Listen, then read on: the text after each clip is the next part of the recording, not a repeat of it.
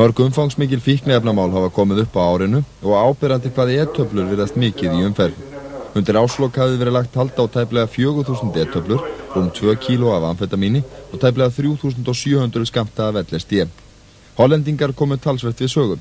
Hæstiréttur dæmdi hollenska mann í 6 ára fangelsi í lok janúar fyrir að smygla hátt í 1000 e-töflum til landsins og staðfesti 3,5 árs dómi við 30 Reykvíkingi fyrir að flytja inn kíló af amfetamíni.